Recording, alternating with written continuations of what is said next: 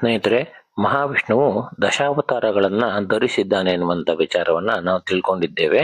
ಅದೇ ರೀತಿಯಾಗಿ ಯಾವ ಕಾರಣದಿಂದಾಗಿ ಈ ಬೇರೆ ಬೇರೆ ಅವತಾರಗಳನ್ನ ಧರಿಸಿದ್ದಾನೆ ಎನ್ನುವಂತ ವಿಚಾರವನ್ನ ನಾವು ತಿಳ್ಕೊಳ್ತಾ ಇದ್ದೇವೆ.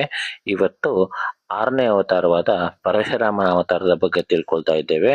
ನೀವಿನ್ನು ಈ ಹಿಂದೆ ತಿಳಿಸಿದಂತಹ ಅವತಾರಗಳ ಬಗ್ಗೆ ತಿಳ್ಕೊಂಡಿಲ್ಲ ಅಂತಂದ್ರೆ ಪ್ಲೇ ಲಿಸ್ಟ್ ಅಲ್ಲಿ ಇರುತ್ತೆ, ಒಂದ್ಸರಿ ನೋಡ್ಕೊಂಡ್ ಬನ್ನಿ. ಜಮದಗ್ನಿ ಮತ್ತು ರೇಣುಕಾದೇವಿಯ ದಂಪತಿಯ ಪುತ್ರನೇ ಪರಶುರಾಮ. ಅವರ ಬಳಿ ಕೇಳಿದ್ದನ್ನು ಕೊಡುವಂತಹ ಒಂದು ಕಾಮಧೇನು ಇತ್ತು. ಒಂದು ದಿವಸ ಆ ಪ್ರಾಂತ್ಯದ ರಾಜನಾದ ಕಾರ್ತವೀರ್ಯಾರ್ಜುನನನ್ನ ಭೇಟಿಯನ್ನ ಮಾಡಿ ಆಶ್ರಮಕ್ಕೆ ಬರ್ತಾನೆ. ಕಾಮಧೇನುವಿನ ಸಹಾಯದಿಂದ ಋಷಿಯು ರಾಜನಿಗೂ ಅವನ ಪರಿವಾರದವರಿಗೂ ಪುಷ್ಕಳವಾದ ಭೋಜನವನ್ನ ನೀಡ್ತಾರೆ. ಅಸೂಯೆಗೊಂಡ ರಾಜನು ಋಷಿಯ ಆಕ್ಷೇಪಣೆಗಳನ್ನು ಕೂಡ ಲೆಕ್ಕಿಸದೆ ಕಾಮಧೇನು ಹಾಗೂ ಅದರ ಕರುವನ್ನ ಬಲವಂತವಾಗಿ ಕೊಂಡೋಗ್ತಾನೆ. ಆ ಪರಿವಾರವನ್ನ ಪರಶುರಾಮನು ಎದುರಿಸಿ ಭೀಕರ ಯುದ್ಧದಲ್ಲಿ ರಾಜನ ಶಿರಚ್ಛೇದನ ಎನ್ನುವಂಥದ್ದನ್ನು ಮಾಡಿದನು.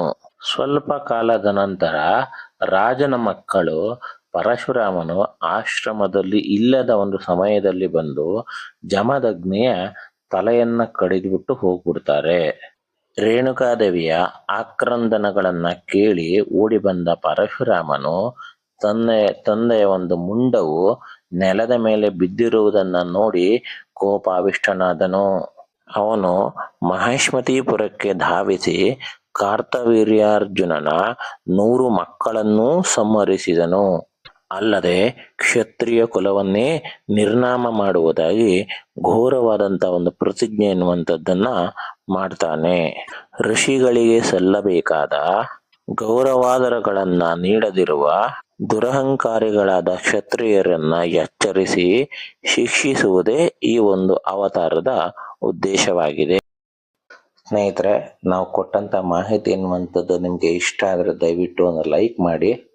ನಿಮ್ಮವರಿಗೂ ಮಾಹಿತಿ ಎನ್ನುವಂಥದ್ದನ್ನ ತಿಳಿಸ್ಬೇಕು ಅನ್ನೋದಾರಿದ್ರೆ ದಯವಿಟ್ಟು ಶೇರ್ ಮಾಡಿ. ಎಲ್ಲಕ್ಕಿಂತ ಮುಖ್ಯವಾಗಿ ಚಾನಲ್ಗೆ ಸಬ್ಸ್ಕ್ರೈಬ್ ಮಾಡ್ಕೊಳ್ಳೋದನ್ನ ದಯವಿಟ್ಟು ಮರಿಬೇಡಿ.